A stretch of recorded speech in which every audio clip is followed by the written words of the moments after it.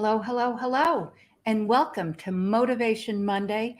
I'm Megan, and I am here to share about clarity. Clarity leads to action, it leads to power, it leads to success. It is all important. Clarity is all important to really take that first step. Today's quote is by Stephen Covey. And Stephen Covey is one of the really very powerful thought leader in business and taking action, not only in sales, but also basically in one's life, taking that action. And if the ladder is not leaning against the right wall, every step you take gets us to the wrong place faster.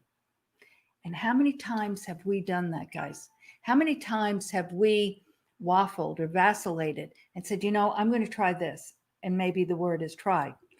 Uh, or I'm going to do this. And then you get to that place and it doesn't seem like what you really want to do.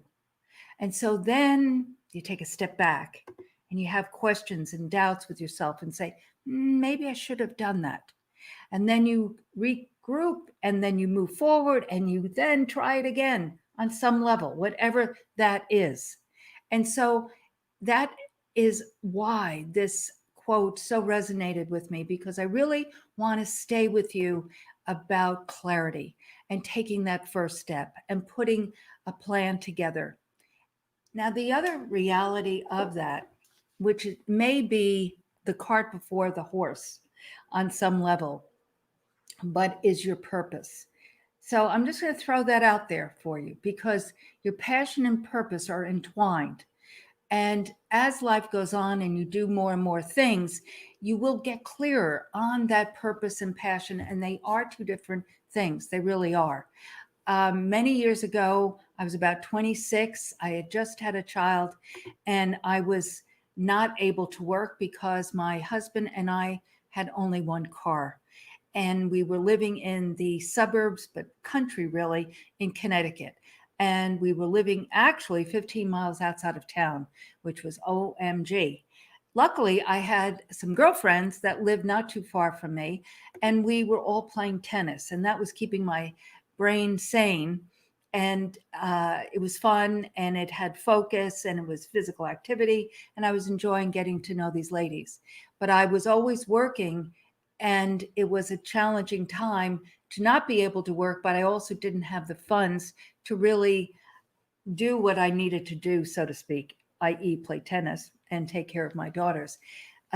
So I needed a vehicle, and B, I needed funds, but I really needed the vehicle to get the funds.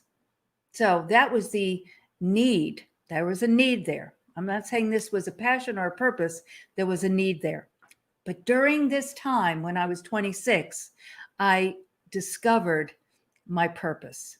And at that time, when I was playing tennis almost every day, and we'd pack up the kids in the station wagon, and I had my playpen with me. In the car, and brought my daughter with us, and we played tennis. So one day, I was walking across the lawn. I remember it like it was yesterday, and there was a group of gals under the tennis hut, and they were all sitting there, filling out things, and I really didn't know what that was.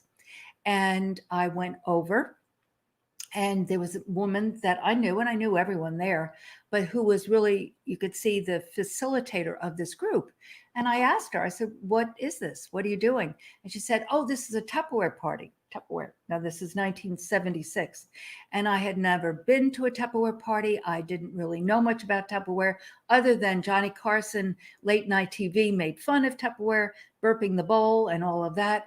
And so obviously I knew it was a storage container. That's all I really knew. I asked this gal, what did she make doing this? And she said, oh, I'll have my manager call you. Recruiting question. So a couple of days later, her manager called me, came over to my home, and we were sitting at my kitchen table, and this woman was going through this flip chart, and she was talking about becoming a, whatever it was called, salesperson, whatever, dealer, I don't know which the term was, so many years ago. But she said you buy a kit, you start doing sales, having parties.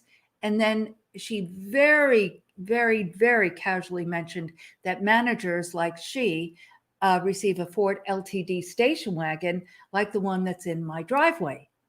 And she then went on back to me becoming, a seller for Tupperware. And I said, well, wait a minute, go back to that page where you become a manager. How do you do that?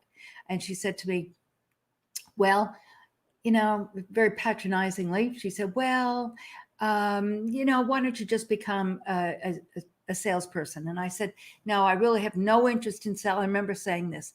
I have no interest selling plastic bowls, but I do have interest in that car. So please tell me how I would go about getting that or becoming a manager. So she said, well, you become a salesperson. You have consistent sales, i.e. doing parties, and then you recruit six people, and you become a manager. I said, that's it. And at that moment, I said, that's it. I'm doing this.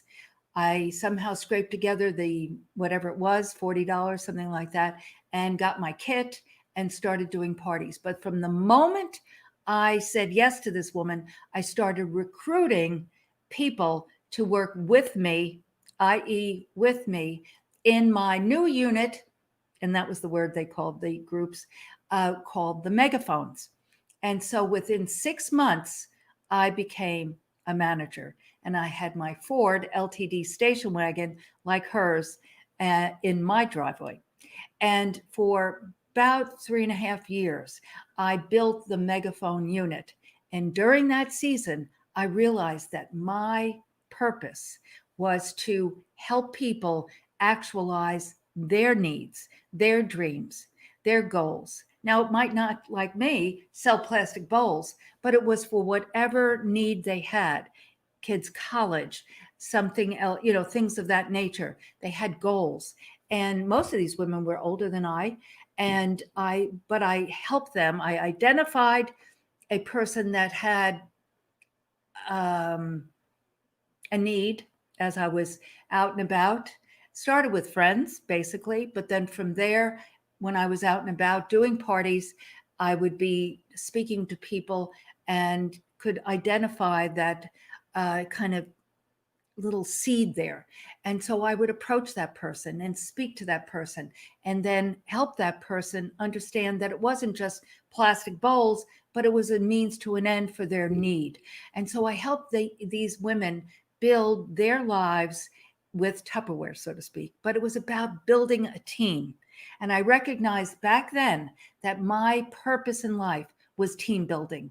And so I've been a team builder since then for many, many years, up until right now. And I'm still building a team, and I'll share that in a minute.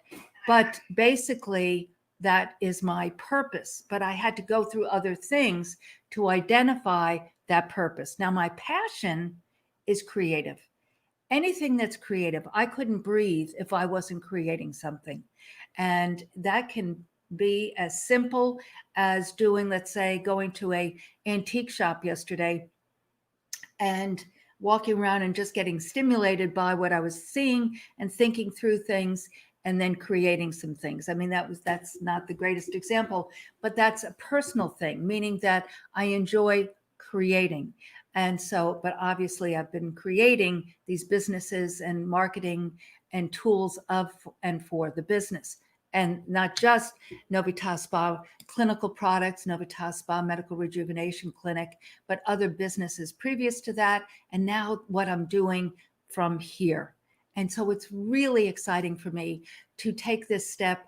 I'm now consulting for Rich Ryan, and I'm who is the new owner of Novitas Spa Medical Rejuvenation Clinic. He's bought some other spas, and we're building a team.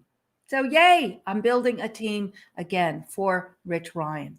So it's important, but initially, I don't want you to get so defeated if you don't understand what your purpose is, because it will identify itself to you as you go along, but you must begin. And therefore, that clarity of, like I said, I shared the Tupperware story with you because did I want to sell plastic bowls? No. Did I want to um, go to women's homes and do stupid games? No. Did I want to do that type of work? Not really. But I created it to work for me. I didn't do the stupid games. I did recipe oriented parties with holiday themes and things like that. So I changed it up. My ex-husband worked for IBM. I started doing coffee things inside that headquarters down in White Plains, New York. And so I started creating what is today where, women reach women in the workforce. So it was about being creative, thinking out of the box, selling the product was quality. So I didn't have a problem with that once I got to know it. But it was really building those teams and helping people to actualize their dreams and goals. But my clarity was that I knew I needed a car, first off, and I needed income. Now, the income was hand in glove because I couldn't get the income without the car, and I couldn't get the car without the income.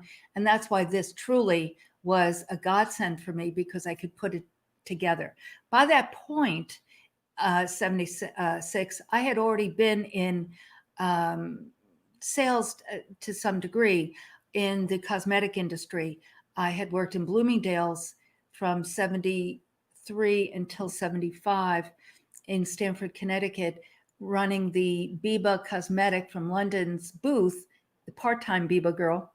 And previous to that, I worked in Manhattan at Lord & Taylor in a buyer's training program. That wasn't as sales oriented. That was much more admin and learning the buying structure. But the Bloomingdale's certainly was. And it was the first taste I had to cosmetics and to be trained by the Biba company from London. And so at that time, I actually had an epiphany. So this was 73 to 75. I had an epiphany that someday I would do something like this, meaning I would create something cosmetic that wasn't skincare, but cosmetic oriented. So I had that seed that was germinating in me, and I loved, um, not just, I wasn't selling, you see, it was consultative. I was actually a booth or the cosmetic counter. What was very unique about the Biba situation was that it was right outside the junior department in the main corridor of the suburban Bloomingdale's in Stamford, Connecticut. So we were right there. And so I could, with my bell bottoms and long hair and ruffled shirt, which was our outfit that we wore, I could stop people and say, come on over. And so I was able to communicate and build relationships and then do makeup for people, which was very fun.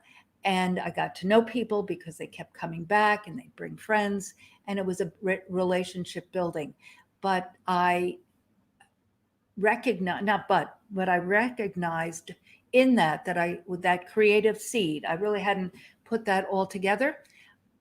Years later, put it together, but I knew that I wanted to create something down the road. And then I had my daughter, and then I was in that pickle where I needed a car and I needed income. And that's where the Tupperware came in. So in challenges, and that's the other thing I wanted to share with you guys today, is in challenges, you may be in a transition yourself, and you knew it was coming because, God will allow things to happen when you've known that you needed to make a change and you just didn't, and you kept putting it off because it was a good job, it had a good salary, but you were bored to tears and it wasn't something you loved and it was not what you wanted to do forever and a day. So therefore things happen and it pushes you into that next step, whatever that might be. Now you may be in a frozen zone right now saying, what am I going to do? But if you really take the time to read books like Simon Sinek and other, Stephen Covey and John Maxwell and other, Zig Ziglar, Napoleon Hill, Sharon Lecter and Greg Reed's book, 3 Feet from Gold. I mean, things like that. Get outside of yourself and really pour into yourself. There's so many podcasts out there right now. Or Facebook Lives like this. You can participate in 1 to 3 to 5 day trainings. Amazing things are available on Facebook and YouTube, and you can just go and you have that little germination of an idea or thought. Study, read, be quiet. Glenn Lundy did a hashtag Rise and Grind last week, a whole week on quarantine. And he was talking about how William Shakespeare and Sir Isaac Newton did their most creative work during pandemics. I think it was the Black Plague. And actually, there was a Black Plague in the early 1600s that William Shakespeare was locked in his home, and he did Hamlet, I believe. And then Sir Isaac Newton, when there was another plague in the later 1600s, and that's when he was kind of quarantined. And that story about where he was sitting under a tree and the apple fell, and but he was a scientist, and he gave it a lot of thought and equations, I'm sure, and put together the theory of gravity. So Glenn's point is that if you use these times of quarantine or change or quietness, things come from it. I can say the same thing for myself. During the true lockdown from March 21st through May 18th, my associate Elizabeth Hauser and I created these Facebook Lives, the pop-up shops with my staff, the Unique Leaders Live show that we're doing every Friday, this Motivation Monday, a new website, megandimartino.com, a new business page, Megan DiMartino, Facebook page. So we were busy. We didn't just sit there. We created during that season. We used that quiet time. And then I did a lot of reading, a lot of writing, a lot of praying, and a lot of meditating. And during that season is when Rich Ryan came and knocked on my door. But I was already clear, guys. This I really want to stress. I'm not saying that wasn't a blessing or a surprise, but what I am saying is from 2017 through the moment that he knocked on the door, I had been working with my gratitude journal and my goals, and they were in alignment of creating and building that next step, which is what I'm doing here with you. So I truly would like to help you identify your passion, your purpose, and get clarity on that so that you can get off that frozen place and move on. But it might be a teeny weeny little step, but taking that first step of just thinking through it and really identifying. So Miss Deborah Boone is with us today. Hello, my love.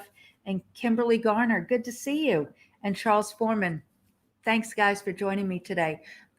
So I'm going to repeat the quote, which is, if the latter, now visualize this, because that's the other thing about creativity, is you have to see things first. You have to see it and believe it. And that's where faith comes in. Faith is the substance of things hoped for. So if the latter is leaning against the right wall, if the latter is not leaning against the right wall, every step you take gets us to the wrong place faster. That's Stephen Covey. So what that really is saying is if you're not clear and you're barking up the wrong tree and you're doing, you're going to stop. So it's better to take that quiet time and to really spend that time to really understand what you want to do, to get clear on that. Because there are things that that you've been wanting to do forever and a day, and that you have basically put off.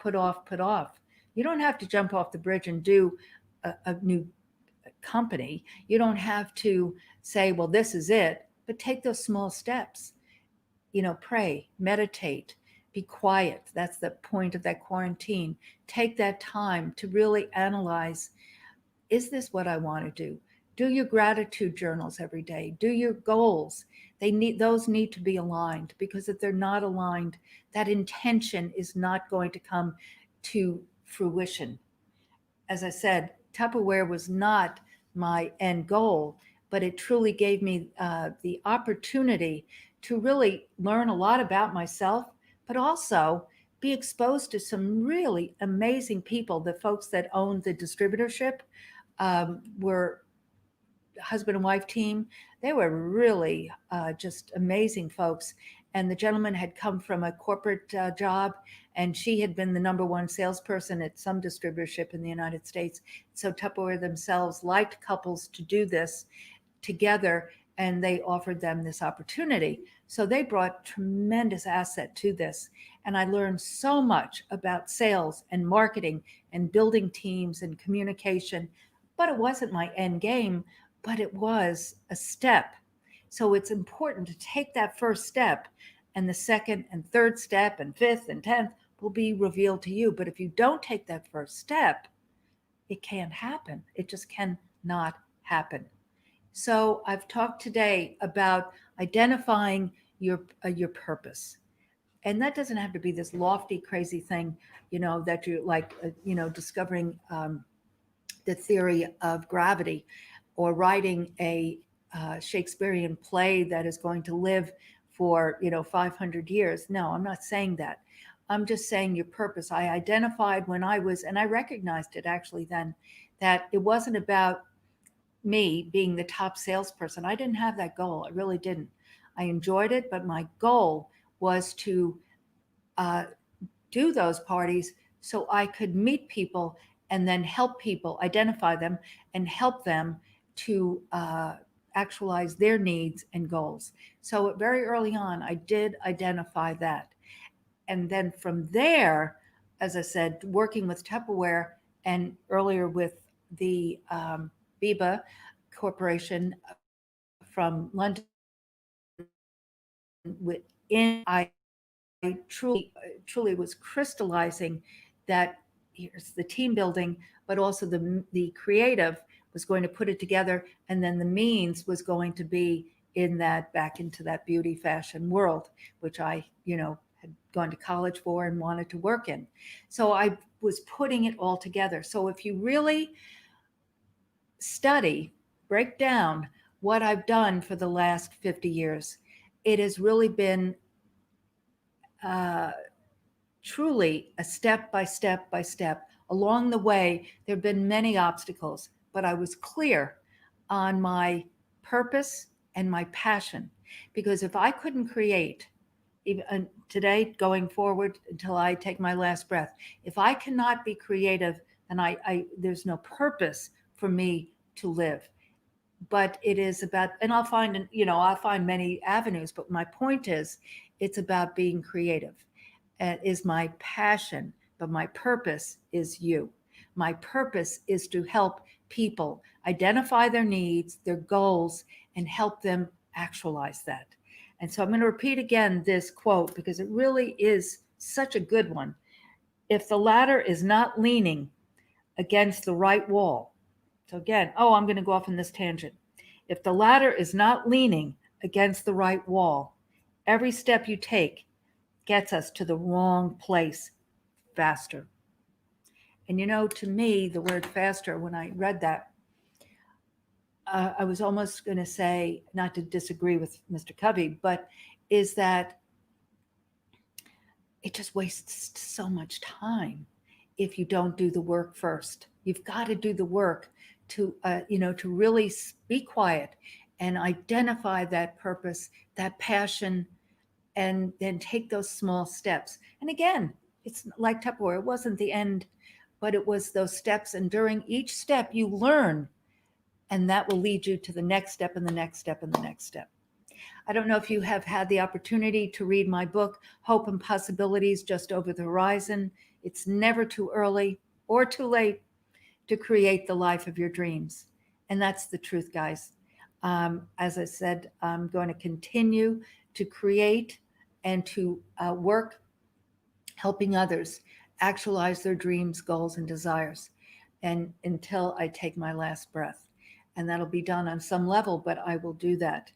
And and on Wednesday, I have a big birthday. I'm sharing that only from the standpoint of, you know, this many years around the moon, the sun, and the stars. And I think back to it. I'm doing a lot of reflecting.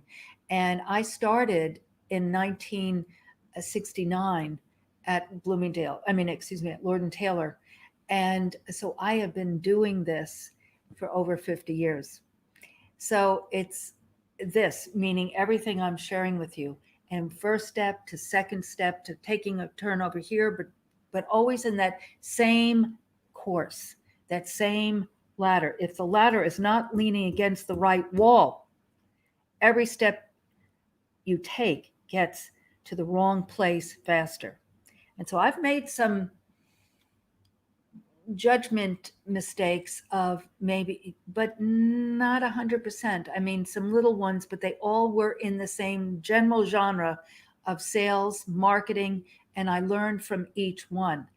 Many of those decisions were based on need. Even waitressing. I could bore you with stories, but this was probably in 72. My first child was about 2 years old, and a little older. A little younger. But anyhow, IBM. I mentioned earlier that my husband worked for IBM. They had a charter flight. Even then, this was amazingly good. They had a charter flight. I think it was out of New York, but to London or Paris, and then you would come back to either one from either one, and it was $199 round trip. But we didn't have the money to do it. So I said and I was working. In Manhattan. I was commuting, and I said to my ex-husband, I said, I will make money. So I worked part-time at a New York diner in Ossining, New York, and I worked the evening shift. Went there after my daughter went to bed, and I worked till 6 in the morning as the sun came up, and I made all the money in quarters and dollar bills to go to or on that trip.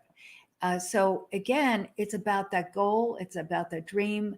Did I want to spend my life waitressing? No, but I learned a lot from that job. I really did. A lot about being organized and listening to people and being courteous to people and to follow through and on and on. There were so many things. And then years later, after I got divorced, to augment my income, this time I went to a 5-star French restaurant, and I had never done that type of waitressing. That was just plates on my arms. But this, there was sommelier and very fancy. But having had that experience at that 24-hour diner, I was able to get that job. And again, that was just in the evenings and on the weekends to, supplement and augment my income. So every step leads to the next step. But if you're leaning on against the wrong wall, it won't work. You have to know, in general, your purpose and your passion. And then each step, even though, 24-hour diner, New York diner, very classic New York diner. And then this lovely French restaurant, which again was a great experience. I learned a lot about wine and a lot about serving, and it was a super experience, actually. But did I do that forever? No, it was a short-term thing that helped me and helped my daughters and my family at the time. So you do what you have to do, that's for sure. But it is about that passion and purpose, or purpose and passion, identifying it, being clear. Clarity leads to power. Clarity leads to results. The more clear you can be, you will save a lot of challenge of leaning against the wrong wall and making those timely, and sometimes very costly decisions to do things. So I hope that helped with that. But again, clarity, purpose, passion, and take that first step. It's about that intention, knowing what what you want, and as I said earlier, visualize and believe in yourself. But we'll go over there another time. But I just wanted to stay more focused today on clarity and your purpose and passion and being clear on it and taking that first step. So before I close, I just want to welcome you to go to the new, I mentioned it earlier while we were locked down. We started a new business Facebook page. This is on that, but it's also on my personal page where you've come in, I'm sure today. But Megan DiMartino, Facebook, it's the official Megan DiMartino Facebook page. And then also we have a new website, megandimartino.com. And on it is a place where you can put in questions and thoughts, and it will come to me. You will identify you, and I'll get back to you. And we can just have a chat. I also on this website have the availability for you to have a discovery call that we can do that together. It's no charge, and we can work for 30 minutes together and identify what things you would like to explore. And in this, on this website, there's also a questionnaire that if you have an interest in the discovery call, there's a questionnaire that you will fill out. And that way I can ascertain general information about you and what you're looking for. So don't hesitate to do that. I'd love to visit with you. Honestly, that is one of the things that I so look forward to in the next phase of my life, is to help people with all of this information and with all of these experiences to help you identify your purpose, passion, and create that clarity for the next step. Have a wonderful week. As I said, it is a birthday week, and I'm going to take Friday and do something, from Wednesday on and do a few things. So we'll be back next Monday, but I'll be on Facebook and you'll see what adventures I'm going to be doing from Wednesday on through the weekend. Have a blessed weekend. Thank you for joining me.